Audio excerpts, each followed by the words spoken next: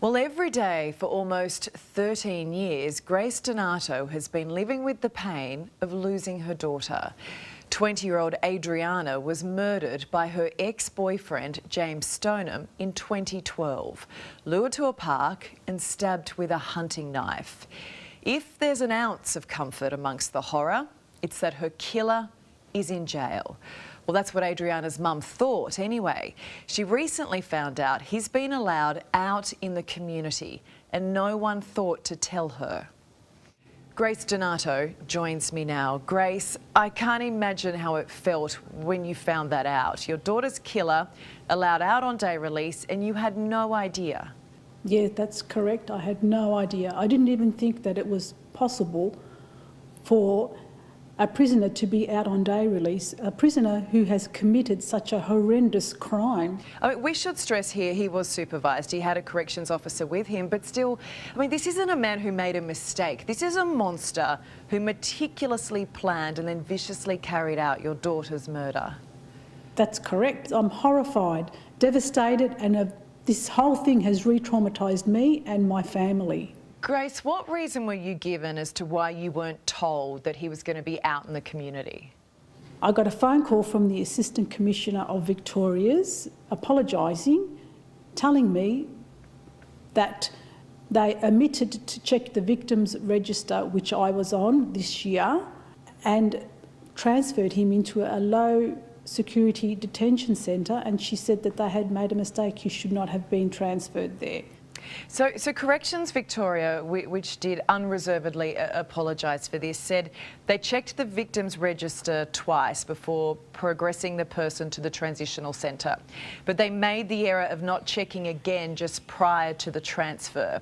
And you were on the victims register at that point. Do you accept that that was just a mistake? That's a big error to make. That's fundamental error. You're dealing with people's lives. An apology is not good enough. I need action. I want them to change their processes.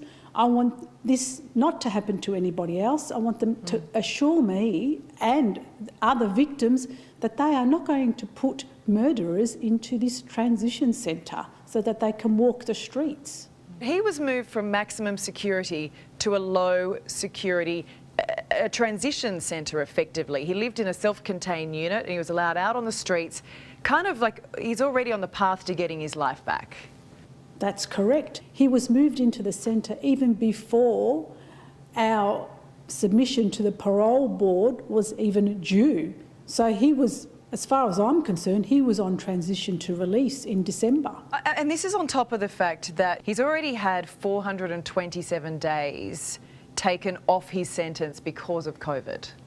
That's correct. He's had 427 days taken off because there was a disruption in the prison system due to COVID. So with that discount, if he gets out on parole in December 2025, he would have served 13 years and 4 months for the murder of my daughter.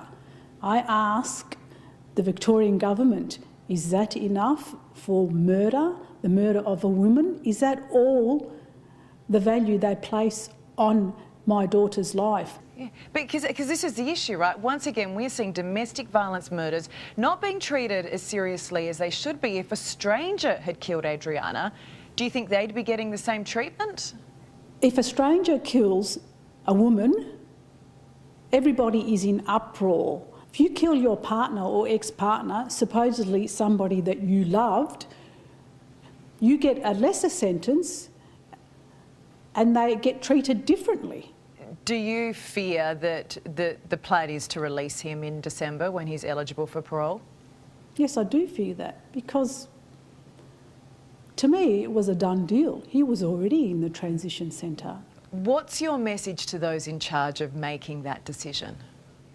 They shouldn't approve his parole because he has committed a horrendous crime. He has taken my daughter's life. He will be 34 if he gets out and he will have a life. But my daughter is gone and our sentence is for life. You deserve better than this, Grace, and so does Adriana. We really appreciate your time. Thank you. Thank you. And Corrections Victoria tells us additional processes are now in place to prevent mistakes like this from happening. And Adriana's killer has been moved to another prison. If you or someone you know is experiencing sexual abuse or family violence, there is help. Call 1-800-RESPECT. That's 1-800-737-732.